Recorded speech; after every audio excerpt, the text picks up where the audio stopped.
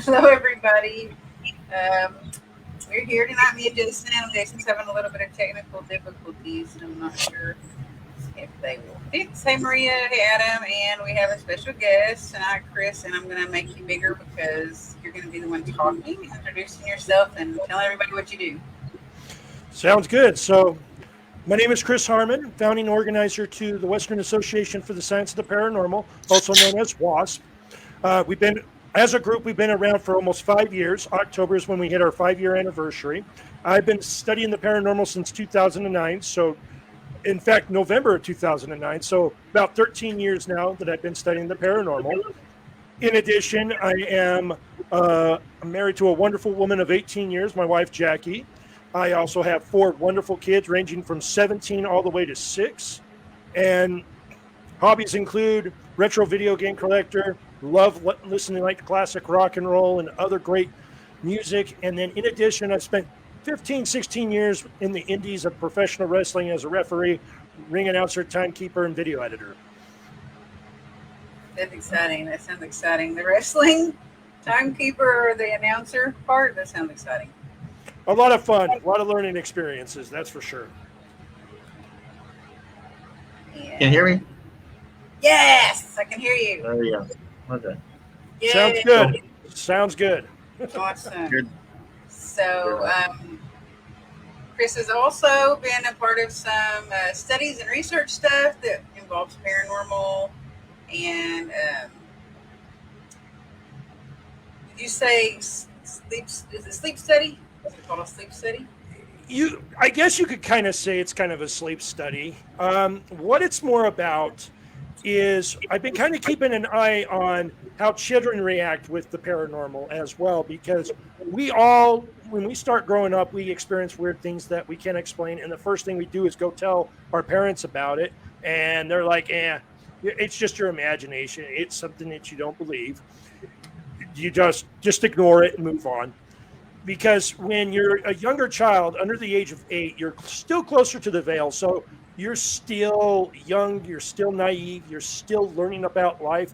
That things happen that you just cannot explain.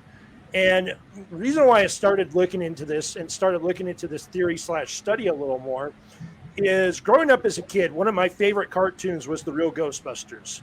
And they had an episode featuring the boogeyman coming out of one of the children's closet. And I revisited it one day and I started thinking for a minute, now, hold on a second. We as children, we're always saying we see a monster underneath our bed. There is a boogeyman come out of our closet. What if there's more to that and they're actually seeing something that is more paranormal, that they call it a monster immediately? That's the first thing they think of because you've never seen it before. That's the first thing they think is monster. So I'm starting to put this together a little bit more on what's going on with our children and what they're seeing, because I feel if we start listening to them more, we might get more answers to why the paranormal exists. And I think it comes down to a wandering spirit that's coming through that they've never seen before, that could be friendly, it could be mean, it could be positive, negative. It could also be a old relative they've never seen before that has came and tried to talk to them. So I have a feeling it's along those lines, but there's a lot more to it that we have to study on to get more of the answers. Yeah, it would be interesting to see what you did and compare that, because I don't ever count out any form of research or studies to try to explain what's unexplainable. Mm-hmm. And I'll give you an example of one of the things we try to do to kind of help with this is children love to draw pictures, whether it's with crayons, pencils. They just love to draw pictures. And I think it's the one way to explain what they're seeing. So there was a case in Tooele, Utah that we just had earlier this year. And the young boy was telling me that he was seeing something coming out of his closet. He was 5 years of age. And so I started asking some questions like, okay, can you describe what this spirit looks like? Can you tell me a little bit more about this monster that you're seeing? And then I asked him to draw a picture of the entity itself. And he pulls out this picture of this big old, almost I want to say oh, I try to remember the folklore. Uh, Slender Man. It looks like Slender Man, so to speak. He doesn't know what a Slender Man is, so I didn't bring that name up. But it did bring up the question, what is he seeing? And he pulls out this picture that he drew and gave it to us. I think it really helps with the research, what they're seeing, to know, to get a better understanding, you know? Yeah. I wouldn't also have said the Slender Man just because you don't want him to go look up the Slender Man if he's old enough. Yeah, it's the first thing that I thought of him as like, okay, long legs, small torso, white head, it could be that. But I wouldn't call it a Slender Man. I would just say it's more of a spirit that you're seeing that is just coming this way. What is the most severe situation that you have had or complaint that you've had to you guys about that happening? Like, what's the most severe case overall? The most severe case, I would have to say, is one of our Taylorsville cases. This Taylorsville case that we did back in July of 2020, there was a lot of weird things going on in this home. And it actually wasn't a child that was affected by this. There was something in the the client that called us out, in her closet, that she couldn't explain. The energy was weird all over the place, and we noticed a real interesting trend. A lot of it was affected when her fiance was in the house. So we did two different investigations in this home to see what we can gather. The first time we did it without the fiance, he was on the road, he's a truck driver, and then the second time he happened to be there. What we discovered is the spirit is not a fan of males, and if you have tattoos as well, that's not any better. And we don't know why. That was the thing that was really bizarre and odd, and why it wasn't affecting her. And what's interesting about it too, the sleep paralysis you were bringing up earlier. She would proclaim she'd fall asleep in her bed and wake up on the couch, which one of the things she told us was she was dealing with stress. She ran a business and things were not doing well. She didn't get more in detail than that, which was perfectly fine. But during these times, she would fall asleep in bed and then walk into the living room. Or what would happen is she'd wake up in the living room, which right there to me, she's sleepwalking because of the stress, because of everything going on. One of those common things that happens with sleepwalking. And it was one of the signs that, yeah, there's a lot going on, the energy all over the place. Her fiance comes from New Orleans. His grandma was a witch, and he picked up all the Wiccan that he dealt with as a kid, but he never used it. He started using it for his child and him to protect him, not the fiance, which was rather weird to say the least. But we noticed the change in the place when he was around, that it actually affected my team. We all had something happen to us, and I'm not saying my case was the worst because everybody has a different sign of it. Mine was a possession. The whatever was attached to us tried to possess me and show up in another location that we were investigating a couple of weeks later. I had to get fully cleansed and get this spirit that was away from me. It was just one of the scariest moments in my paranormal career. So it followed you home? It followed me home. Didn't do anything at my home. It didn't do anything to my family. It only did something to me when we went into a different location, which was really odd. It didn't show any signs to me when I was around here at home. It only showed up when we were at that location for an investigation. Huh. That's strange. Yeah, and honestly, it was one of the more frightening things because afterwards, I'm completely drained. I have no energy to continue the case. I had to sit at base camp the rest of the night, felt really discouraged and disappointed. But what was really fascinating about it as well, too, was the place that we went to did not like the fact that I brought this entity with me, and they did not want us to continue the case. They didn't want us in any of the houses. They didn't want any of us near anything. They were very upset. And a great example of what ended up happening was after we were taking down security cameras in one of in the ranch house of this place. One of my founding members, Justin, started getting vertigo. He's never suffered from vertigo Really? ever. Yeah, the spirits were very unhappy, and because of that, they forced us to leave. They were not happy at all. Yeah, so they were using whatever measures they had to get you to leave that family's house. Oh yeah. Eventually, the client was taken care of. They were cleansed. The home was cleansed, and everything worked out well. So I'm pretty pleased about that. We were able to get rid of whatever was bugging them. Thank you, Dawn. Yeah, that's can get scary when people don't know what's going on, and it takes a while, and you have to go through different measures to get something stabilized or cleansed or rid of it or whatever. Sometimes it can get scary. I've dealt with some stuff sort of similar to what you're talking about. It didn't. Well, I guess it did follow me, kind of, but. And it came from someone else, and it was something that I believe had came from witchcraft. Brugidia, or however you pronounce it. It's like Hispanic witchcraft or Latino witchcraft. But yeah, I always tell everybody the paranormal is not for everybody. Make sure you are fully ready for what happens to you, because anything can happen. And that's not just saying it to say it. It does happen, plain and simple. So you kind of mentioned the Ghostbusters cartoon earlier. No, it's just kind of stepping away from the cartoon things, but was there like any kind of movies that influenced you like that too, like like The Exorcist or anything? Actually, Ghostbusters was my biggest influence. I grew up watching the movie, the cartoon, had the toys, had the proton pack, and I think that kind of helped me on along the way. Because at the time I didn't think ghosts were real. I was a kid. I didn't have any personal experiences. I was a kid. It wasn't until I was 17 years old back in 2000 when I experienced my first paranormal thing. And it actually happened when I was working at an amusement park called Lagoon here in Utah in Farmington. And to give an idea of how this place is, you've got the main area, which is all the rides.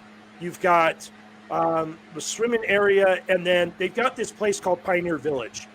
All the buildings in there come from remnants of the 1800s in Utah, from Salt Lake City, Rockport, and there happened to be an old shooting gallery that us game people would run and operate, and I had the opportunity to run it one night by myself.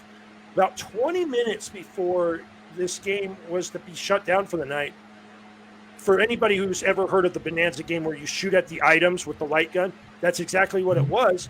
All the items that you shot at, including the ones that weren't working, all went off at once. Something I'd never seen before. So it frightened me. I had a little fear in me. I'm like, what the heck's going on? And then moments after they all shut down, I start hearing footsteps down a hallway that only employees go through. So my first sense, it's my bosses. They're playing a practical joke on me. Very funny. So I start walking over there, talking to them. And as I start walking closer, there was no one there.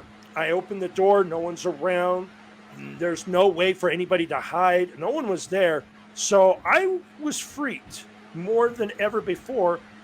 Brought it up to my managers. They're like, it's just the air compressor system. It's just doing that. It does that every once in a while.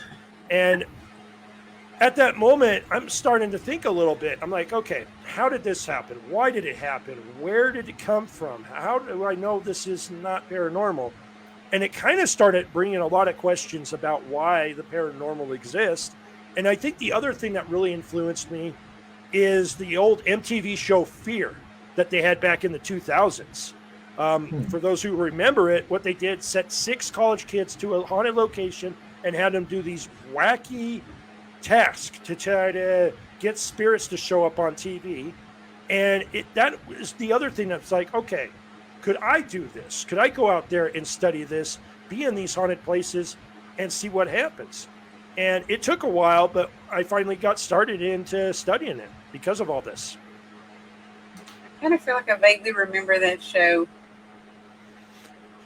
It's on YouTube. You can actually pull it up on YouTube. Quality's Yeah. pathetic, but it's on there. Check it out. The quality probably wasn't like it is now back then either. I don't know what year it was, but would it have been in like the late 80s or the 90s? Late '90s, mid or early 2000s. I remember it Yeah. from because I know I was like 18 or 19 watching it, and I'm sitting here like, what type of show is this? You know? And then Ghost Adventures and Ghost Hunters started. Oh yeah, yeah. You gotta love those shows. Do you think that from doing the okay, so you used to be a wrestling announcer, so you worked with a lot of people probably that practiced some kind of martial arts or some kind of self defense, right? hmm Um, they're out there. I have actually was in karate when I was younger as a kid. Working in the wrestling business, you learn how to train, especially when you're a referee, because you got to learn to take the bumps. So you learn a lot from a lot of the talent out there. And I've had the chance and the opportunity to work with people from the WWE, All Elite Wrestling, Impact Wrestling, the big names out there. Had a chance to work with them and learn a little more. It was a great experience. Yeah. I cannot be unhappy about it at all. I was going to ask you if you kind of felt like um, that gives you a hypervigilance to be more sensitive in a way, or sense things, or even maybe attract things that might be of the unknown and unexplainable nature. I think what it really did for me is kind of got me out of my comfort zone to explore more. I think is what Yeah. really it did, because with pro wrestling, you watch it on TV and the first thing people say, "Oh, it's fake." You don't realize how much you actually have to put in to a single match or a single show for it to be entertaining. There's a lot of pain that goes through all this. I guarantee you, a lot of the stuff you see on TV, it's not fake, it's staged, and it does hurt. So stepping out of my comfort zone to get into that kind of really helped me realize, you know what? If I could do pro wrestling, why not get into the paranormal and finally study this? Start being comfortable with it. And I think the ring announcer part really helped me speak to people more. Yeah. Because we've done ghost tours where I would run the ghost tour and talk to people and have a great time with it. I've been able to communicate with people via email or telephone to kind of get more answers and more questions. It really helped me step out of my comfort zone more, that I'm thankful for. I'm not the same human being I was, and I'm actually happy about that. Awesome. It gave you more of like a command presence, maybe, or more of like a peoply presence. Oh yeah, and in addition to, I've worked 20 years of retail with over 10 years of management experience. I think that kind of helps too. Right. So with the wrestling thing, I have to ask you, who's your all time favorite wrestler? Who's my all-time favorite wrestler? Yeah. So if we're gonna, I kind of do it this way, because you look at the new generation versus when we were younger, the generation. So when I was younger, I was a big fan of the Macho Man Randy Savage, Million Dollar Man Ted DiBiase, Jake the Snake Roberts, Yeah. and one that's really funny. I mean, it falls into the paranormal. A character named Papa Shango.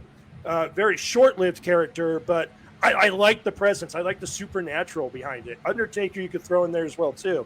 When it comes to the newer wrestlers, there's the phenomenal AJ Styles, Drew McIntyre, and then right now my favorite one out of everybody is a female wrestler actually, and it's Sasha Banks from the WWE. I followed her career since she was down in the NXT area, and she's grown as an individual, and she's amazing.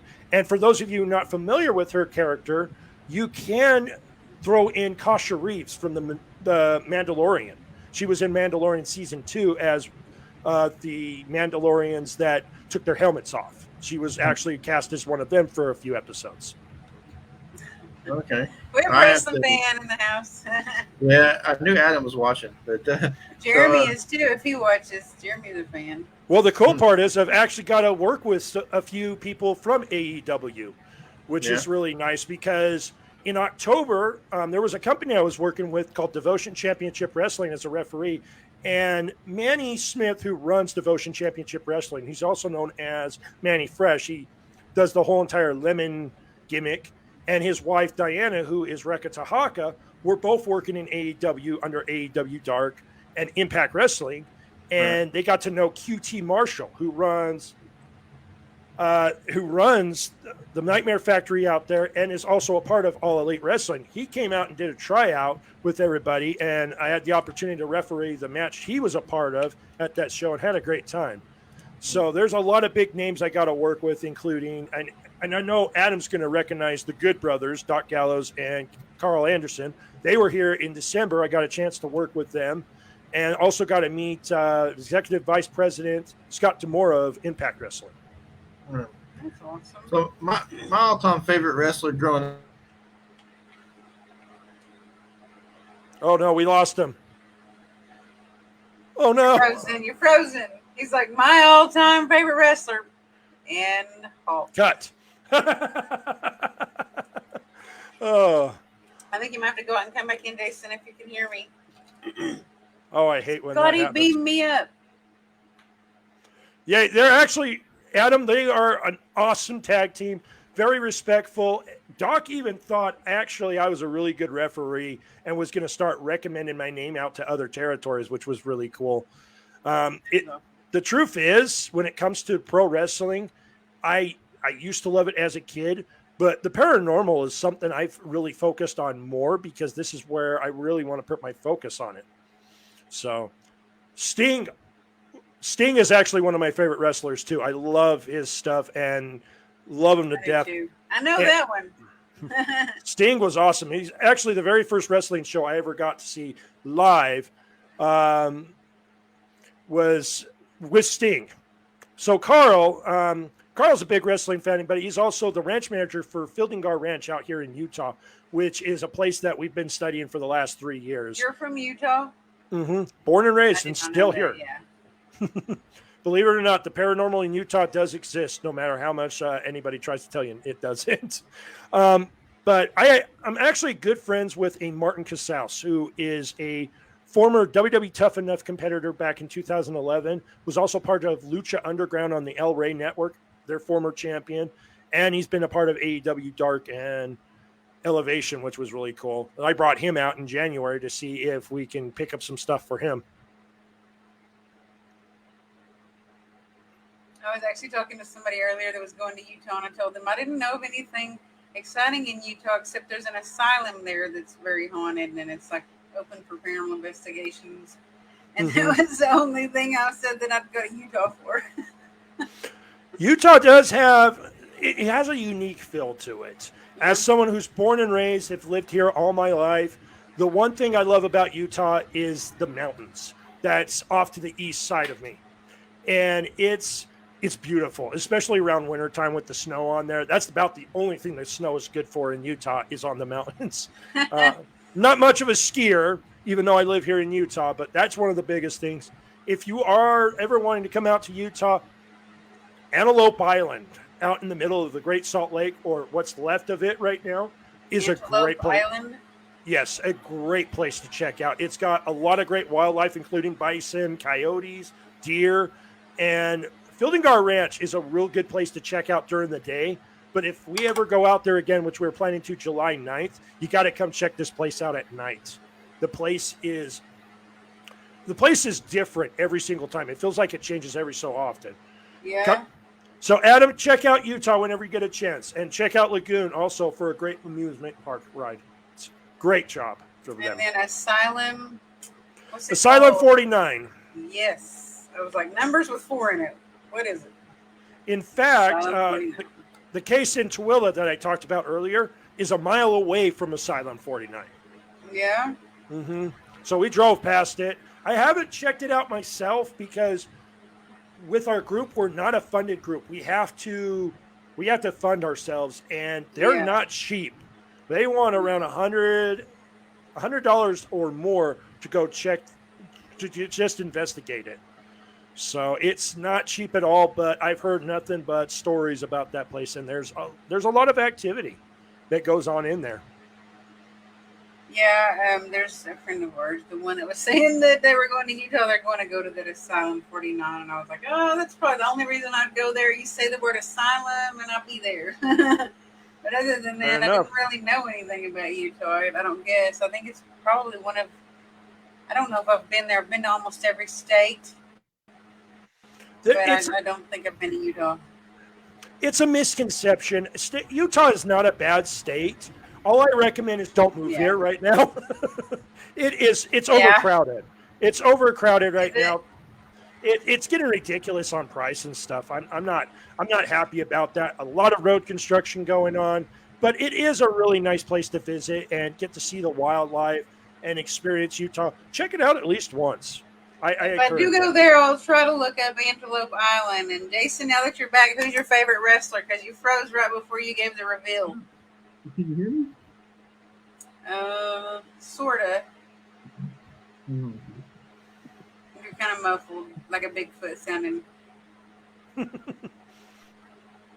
He's Bigfoot. He's like 6 foot. How tall are you? 6'4", 6'5", 6'3". 6'3". I thought he was taller than that. But he is a Bigfoot. He sounds like a Bigfoot now. Get your beef jerky stick. Right. I will say there has been reports that Bigfoot's out here in Utah in different Yeah. spots. I can't confirm that or deny it just because I've not seen one personally, but they say it's out here. I would imagine in a hilly, mountainy area that you'd probably Hmm. have some things happen that would have Bigfoot sightings reported. For sure. Oh yeah, there's been reports of them, but here's the thing with Bigfoot that I bring up as a paranormal researcher that the first thing I'm going to say is, do I believe in the theory of Bigfoot? I do believe in the theory of Bigfoot. I believe there is a possibility of a big giant creature walking around this earth, and we're still learning about them or still learning about Yeah. it. The problem I have with it is I've not seen enough data to back it up. We've seen a couple of pictures here and there, but there's been no skin samples, no nails, teeth, nothing.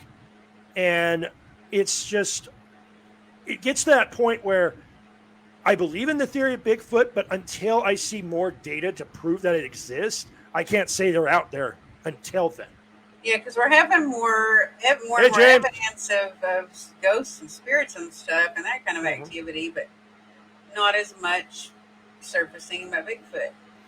It's difficult because I do believe that on Earth we have many different unexplainable creatures out there that have never been seen before. Like the Loch Ness monster, I do believe it exists at one point. Do I believe it exists right now? I don't think so. I don't think it would last that long underneath water. But I believe there's still many unanswered creatures out here that are still not been able to get more answers on.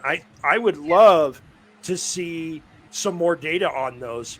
I will be personally honest. If I ever saw a Bigfoot in person, I hope I'm wearing brown pants. Number one, and number two, I'm going to be running because I'll probably be frozen in fear for the first time ever seeing one of these things. So if I survive seeing Bigfoot, I'll be shocked. Wear brown pants, going looking for Bigfoot. Yeah. I always say bring your backup pee pants. That's what I say. Yeah, exactly right. Bring my backup pee pants, and in some cases it might be a backup poo pants. Hmm. Most definitely. We lost Jason again. What is the farthest you guys have traveled to do a case? Farthest we've ever traveled the case, we stuck around up in northern Utah mostly, mainly because A, gas, B, the cost to travel is not cheap. And when it comes to studying the paranormal, you can't really charge clients for this because the end goal result is some type of evidence or debunking to give them. And it does cost a lot to travel these days. We're working on one. Sorry, kind of cut out a little bit. I thought I lost you there for a second. Oh, I didn't. The farthest we were trying to travel was out to Lincoln, Nebraska. There's a place out there that we got some word on from one of our team members that family owns a old hotel that they're trying to get rid of, and we just wanted to go out there and investigate it. COVID kind of ruined that. Gas prices as well ruined it. And we've been invited up to Idaho to check out a location as well that we're still working on trying to get out there, to a spirit that they caught visual evidence of that we want to try to get more data for. That's interesting. I like it when you get calls that, hey, we have this creepy place and we're, going to tear it down or we're going to evacuate it. You want to come check it out? And there's nothing better than. I will say that our group has been out of Utah. We went to the Las Vegas Para-Unity Convention back in December with a lot of the great groups like the Ghost Brothers. You had the Tennessee Rave Chasers, Ghost Hunters, just to name a few. Great experience out there. Got to meet a lot of great people, show off some great evidence, and it kind of helped our group grow a little bit. So I have nothing but positive things to say about the convention, even though there's a few people out there may have some different opinions about it, to be quite honest. Yeah. Okay, can you hear me now? Yes. Yeah. Gosh, I swear, man. I don't know what's going on.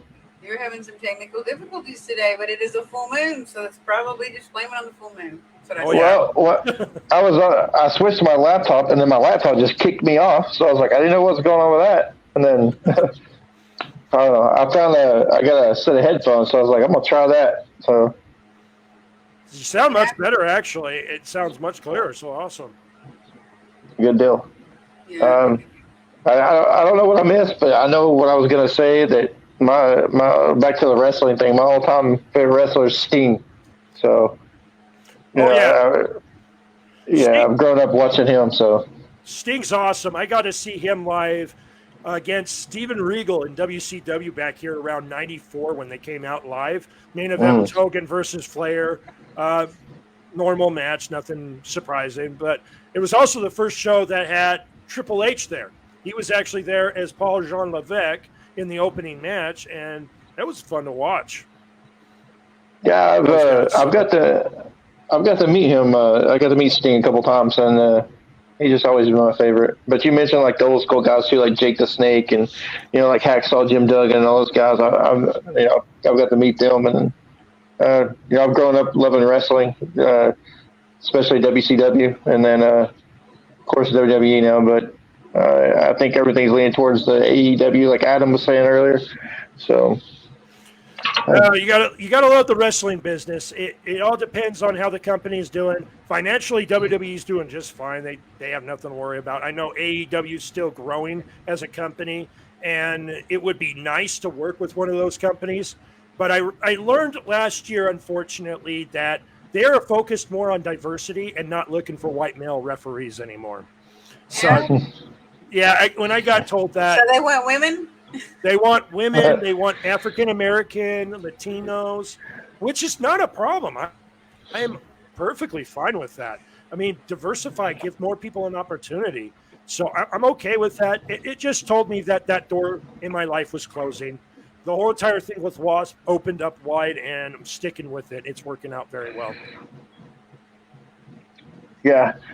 So I don't really know what you guys have talked about since I've been trying to figure this out, but is there like a bucket list location you guys want to go to you haven't went to yet? Oh, there's quite a few. I know, like, you guys heard about what's going on with Waverly Hills and Sanatorium, and I've been an advocate to help support that because I want to save Waverly Hills because that's a place I've always wanted to investigate. Yeah. I've heard a lot of things about that place, and a good friend of mine, Chris Langman, who works with Life After Life Paranormal, she went out there and had a great experience. I'm like, ooh, this would be a fun place to go to. There's a place here in Utah that's pretty well known that everybody talks about, Skinwalker Ranch, which is east from where I live.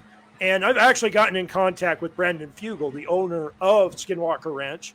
What's going on is they've got their show on the History Channel, The Secrets of Skinwalker Ranch. I think they're still recording for more seasons for that. So they haven't really let anybody on the location quite yet. I know in September they've got a convention going on that they're going to have select people go onto Skinwalker Ranch. Oh, wow. I'm actually wanting to get my team on there because I feel that we can answer a lot of the questions that's going on. And I would love to investigate that place for sure. And then Yeah. you've got the old restaurant or bar out in Weiler, Kentucky.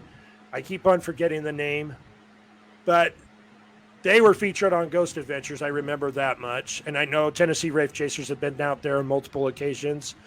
And then Poveglia Island out in Italy would be a remarkable study. Yeah. See the weird history from the early 1000s on that place would be amazing. I would love to go out there. No power, I don't care. We're going to make it happen. I think it'd be a wonderful place to check out. Those are just a few. And then I think the other one that I'm excited about as well, too, is I want to check out another place called, I want to check out my old high school, Roy High School.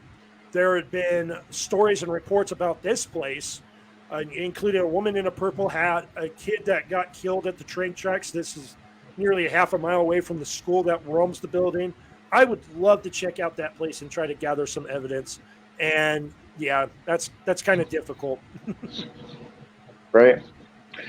Yeah, we've been lucky enough to investigate at Waverly Hills, and that was it is a pretty crazy location, and everybody that was with us was getting different types of evidence all over the building. So it's definitely lives up to the hype. Oh yeah, without question. It's definitely on my bucket list from what I've heard of the place. It would just be nice to go in there and see what we can gather evidence-wise, because not every team's going to have the same evidence. That's the cool part about it. So yeah, and what's something you don't really realize too, just by seeing it on TV, but how massive the building actually is. I mean, it's huge. I bet it's overwhelming just looking at the building just by itself. It has to be overwhelming. Yeah. So. Yeah, most everybody gets the shot. Yeah, very. Most everybody gets the shot of all the the open area and the back where you see all the open windows and walkways and everything. That's the back of the building, and that's the more famous side of it. But when you walk around the other side of the building, you get to see the stuff that's not really on TV much. That's pretty cool to learn the history of everything surrounding the building too. Yeah, some of the people's experiences while they stayed there, and it was their last, resting place. Basically, they died there, and intimate things about people that actually, that was the last place that they spent their waking hours there. Oh yeah, and in addition, with Charlie's story, with his dad being saved there, they saved his life at that location. I think that's an honorable thing that his son wanted to keep it into the family, keep it as a part of history. So that's, to me, that right there alone just tells me this is definitely a place worth saving. And that alone makes it see why, through his eyes, it's important enough to fight for. Exactly. 100%. I agree. Yeah, it's I hope that all works out for him, so. Yeah, and we were blessed to get to work with Ernie and Denise, who were helping him in this big fight to get it back and return it to the rightful owner. And we were blessed enough to go through them. We went through with them as our guides. Oh, yeah. I got to meet Denise and them at the Para-Unity convention, because they were out there in Vegas, and that's when I learned about this. Yeah, awesome. And they are awesome people. And seeing everything that they're going through, I'm like, you got to be kidding me. But at the same, it's not surprising something like this happens. I've heard it's not, Waverly Hills is not the only one that deals with this. Yeah. But it's sad. It's sad because for a paranormal community like us, this is someplace we want to investigate. This is a place that we want to go and check out. And to see all that they're going through it's just disturbing. Yeah. It is actually. It makes you open your eyes. Mm-hmm. Just goes to show you the almighty dollar is all they worry about. But hey, that's just my opinion. Yeah, if anybody's watching, wondering what we're talking about, just look up, say Waverly Hills on Facebook or whatever, and it should pop up, and you can read what's going on. Mm-hmm. But Yeah, but Or you're right. Other message Ernie and locations. Denise too. You can message Ernie and Denise. Mm-hmm. Yeah, yeah. Ernie and Denise are awesome, and I want to see this victory happen for Charlie and Tina, without question. Yeah, because that's Yeah, really yeah, they for don't sure. probably have many years left. Not to sound terrible, but they probably might not, and this might be the only thing that matters with them. Mm-hmm. Without question. So I want to see him win, plain and simple. Right. Yeah, and as far as like Skinwalker Ranch, of course everybody wants to go there. Um, Yeah. you know, we know somebody who lives next to there, so we'd have the opportunity to maybe go up there and like stay on her property. But the thing about that is not just the ranch, but that whole area is got a lot of activity. Mm-hmm. To be quite honest, when it comes to the paranormal, anywhere can have activity. And Utah is pretty heavy when it comes to activity, when it comes to the paranormal. There's a lot of places that we've explored that the activity is amazing. One of the most known places in Utah also is 25th Street in Ogden, which they considered the epicenter of the West back in the mid 1800s because you had brothels, drinking, it's even funny. There's a saying that I'm still trying to figure out if it's true or not. But supposedly Al Capone has said that he'll never step foot in Ogden because it was too dangerous. Oh Oh wow, wow. it's crazy. Yeah. Jason's like, let's go there. Yeah. There, it's actually pretty neat. There's places I've talked to that I've wanted to investigate, haven't heard anything back. You got Union Pacific Railroad that's right there on the edge of it. Mm. And that place has had a lot of activity. And that's another place I'd love to check out. But in all fairness, I'm also very thankful for the places that we have been able to explore. And I mentioned Carl, the ranch manager for Fielding Ranch. That's the one place right now that I give a lot of thanks to. There's places for like Denise and Ernie Pack. Waverly Hills is their big major place. For us, Fielding Ranch is where, for the last 3 years, we've been studying this place and have had the most incredible experiences. Some evidence that has been amazing to see. Yep, there's Carl right there. Thank him for the last 3 years that he has given us for allowing us to go and investigate this location and try out new things. In fact, if you go onto our YouTube channel, you just type up Wasp, Utah, you can see a couple of investigations we've done out there on that place. One of them was a news story for KSL out here in Utah, and it was a fun experience to have them out there seeing what we've gone through. And the place is just amazing. It's insane with all this different stuff that has happened. I've heard a chuckle out loud, which has never happened to me anywhere else. It gave me goosebumps. We've heard footsteps. We've had attacks.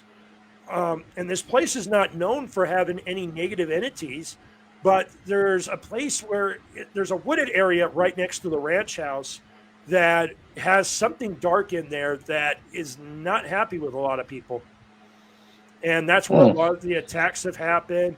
In fact, on the KSL story, Chris Black, who's one of my founders, as well as our lead evidence analysis, he was attacked, and they show the scratch mark from the news story. Oh, absolutely crazy. All you have to do is look up Utah's Ghost Island, and you'll pull us up. Utah's Ghost Island? Mm-hmm. What is the island? What's Ghost Island? It's Antelope Island. It's on Antelope Island, pretty much. Oh, this place you want us to camp at. Mm-hmm. Yeah, go check it out. It's beautiful during the day, and also it is a wonderful place to check out stars. There's no real light out there on the island, so you can visibly look at everything in the sky, and it's absolutely gorgeous. That's awesome. Well, I like places like that. Even if you weren't doing paranormal anything, just to just be somewhere that's nice and enjoyable, kind of for a holiday, or a vacation, or just outdoors excursion. Oh yeah, it's absolutely amazing. It's super affordable, super cheap. It's like $15 for a car of 8 people to go onto the island. Awesome. It's super cheap. Well, I'm going to make lists of places that we want to go. So if they're all like around each other, then we ever trek that far, we go to all of them. Oh, yeah. Without question. Yeah, I've always heard about Utah itself being a pretty hotbed for paranormal activity. Um, and that's ranging from any type of ghosts to spirit, skinwalker to aliens. So Yeah. And it's interesting. I have seen something of the extraterrestrial side just a couple of years ago in October, right above Antelope Island, because you could see where Antelope Island's at. There was these weird lights that just came out of nowhere in just in a row, 4 different lights right above there. Knowing the area well, I know there's no lights. There's no way for lights to be turned on, especially that high. And I've showed it to KGRA radio, which we were a part of for a year, and they were blown away because they said it was something similar they saw in Texas. So, I think the extraterrestrial, unidentified flying objects, I do believe in, because I feel like with us being the only planet to have life is nearly impossible. There's just no way. right, yeah. I And mean, we do I have feel even same. the government releasing, things that they're speaking up about, saying that it's, UFOs. Right. And see, even Carl's seen a UFO. He didn't get video or anything, but he's seen a UFO, and it does happen. And he says right there on Antelope Island, which happened to be the place where I saw that. So, yeah, it's absolutely insane. Adam said, "Go Texas." He lives in Texas. Right. I'm thinking go to Antelope Island. That's what I'm thinking. That sounds like a good place to go. Well, I encourage you, go and check it out. You'll have a great time. I have a telescope, so I'm gonna use that too. Fantastic. That's awesome. Yeah, you'll definitely enjoy it. It is great scenery. Just stay away from the bisons. There's already been a couple attacks in the last 5 years, and it's not been fun. No, for sure not. As long as you're leaving them alone, they'll leave you alone. You'll be fine. Okay. Right. Sleep in your car and not in a tent. Yeah, and you always have those idiots that go up there and try to get real close to them, take a picture. It's like they don't. It's like you don't realize that it's a wild animal just because they're calm and kind of hanging out there. They're a wild animal. So you always see news stories from like Yellowstone or something, people getting kicked or gored or whatever from them. Oh, yeah. And when I was younger, we went out to Yellowstone one year, and we drove up right next to a bison that did absolutely nothing. But literally, it was as close as I am to my computer screen. And it did absolutely nothing. So I was very lucky. But don't tempt fate. Don't tempt fate. Right.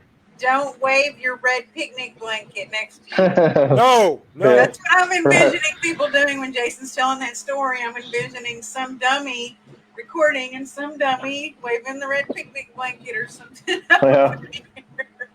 Oh, yeah. Don't do that. That would be bad. Super bad. Bad day for you. Mm-hmm. Yeah.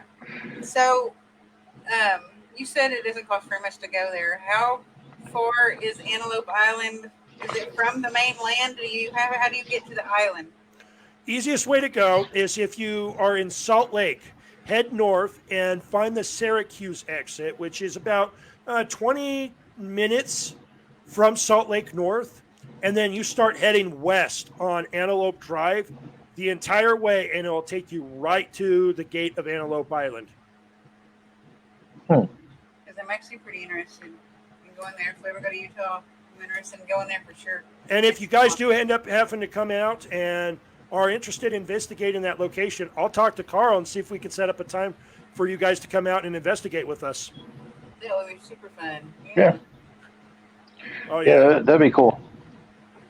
Let's Since make you it happen. already know the area, you already know the turf and stuff like that. Oh, yeah. For me, I'm actually really close because I live on Antelope Drive, and it's not that far to get there. So it's a long drive at that point. It takes like 15, 20 minutes to get to like Fielding Gar Ranch per se, but it's worth it. It's beautiful. It's a great scenery. That's awesome. Yeah. Do you guys do any form of like protection when you go to places and houses and islands and ranches and all that stuff? Like, do you carry any like special crystals or stones or jewelry or holy water or anything like that? I'll tell you right now, after that experience I had in Taylorville, I highly encourage wearing some type of protection at all times. I have a crystal that goes around my neck. I would actually show it on camera right now. However, I have it on my seal of my window for the full moon to recharge it and everything. But we do got a team of cleansers on WASP that use sage, holy water, Yeah. anything, because we've got one that studies Reiki. Actually, two of them. I apologize. We got Stephanie, who's our psychic. Sorry, I'm trying to make sure I don't make it look like I'm flipping off the camera because I'm not. I promise I'm not. But we got two people that specialize in Reiki. My psychic medium, Stephanie, and then Crystal, who does an amazing job. And then we also have Sabrina. They all have stones. They have their sage, whatever we need to cleanse at the particular time. And it doesn't matter. You always cleanse the correct way, because if you cleanse incorrectly, it could get worse. We've learned a long time ago. So we do make sure we have protection on us at all time. Sometimes Chris Black forgets his, and it causes a lot of problems.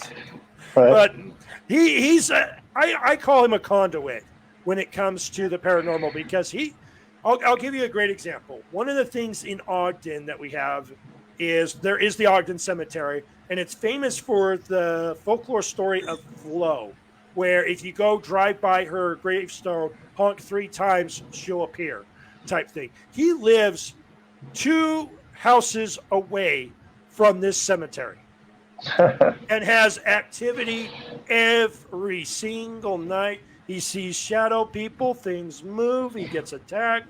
I'm like, Chris, you move. Yeah. Yeah. Or We get got- a really heavy team of people, a lot of people to do some kind of really huge salt circle or protection barrier warding around your house. Maybe that might not even work. It might not. Oh yeah, it's crazy what he goes through. So, but sometimes you got to have that conduit, because things can happen with the conduit. Yeah. I know Sabrina and Justin are a couple of other conduits that do happen to have activity happen all the time. It's always That's fun. interesting. Yeah. Yeah, for sure. So I guess we're getting close to the end, right? So Yeah, one more question. Right. Have you guys ever gone somewhere and sat for a really long time and not gotten any activity at all? Really, the only place I could say that's happened is Fielding-Gar Ranch. There's been on 2 separate occasions where we've went out there, and one of the things out there in Utah that's like, I would say 30 to 40 miles away, is Salt Air, which is also another place that Ghost Adventures have been out to. Oh, they've been out to many different places. And every time they hold an event at Salt Air that involves base, it ruins the investigation, because nothing happens. Because you can feel the bass and hear it from that distance coming into Fielding-Gar Ranch. And it's really sad sometimes that it happens, but it teaches you a valuable lesson that if you have an event going on nearby, it can ruin the investigation. Yeah. Like when you say a base, it's a base? Base, yeah. Like, really so heavy base. It's an airport. Salt Air is a concert attraction. And they have different bands, raves that happen there all the time. Oh. okay. That makes sense. If I was a spirit, I would leave where you guys were and I'd go to the rave. I'm just saying. Because on the rave. Right. Oh, yeah, I know, right? Bye, you guys. Investigate later. I'm going to go enjoy this rave. Have Right. fun. Soak up the energy. Yeah. Yeah. So they're like, you get no activity. You're, asking, all kinds of, the normal stuff, like, what's your name? Are you around, or anything like that? Yeah, like she said, they're all hanging out the rave. Oh, I know, right? They're gonna just sitting there having a great time. I wonder what's happening back at home. Right. Yeah. I wonder if those guys are still standing there in the dark asking to see if we're there. Exactly. Too much energy, though. They wouldn't be able to resist it, I don't think. Oh, I know, right? So, I don't know. you want to tell everybody where everything that you have, like for your team and stuff, is located? Like what all channels and Oh, yeah. So the best way to get a hold of us is through waspparanormal.org. And that actually is linked to our Facebook page and our YouTube channel, our two busiest out of all of them. So that's where you can go and check out our stuff, and including if you need to get a hold of us for anything that's happening in your home, your business, a historical landmark. That's how you reach out to us. Is you just go to waspparanormal.org, fill out the little thing that's there, and it goes right to me, and we start talking to get things taken care of. Also, a shout out to Dark Prime Collectibles, who is our sponsor. Thank you for sponsoring us. We really appreciate it. And that's the best way to view anything that we've had is go to our YouTube channel. There's tips, there's investigations that we have done, and there's more to come. Awesome. Thank you for being with us tonight. Thank you, everybody, for watching. Yep. Yes, thank you very much for having me, guys. It was a pleasure. I'd love to come back, and we could talk some more about some of the stuff that's happened. Yeah, everybody have a good night and keep it creepy. And I wouldn't rush to get off here, but there's another show. It's gonna be right after us. Have a good night, everybody. All right, guys.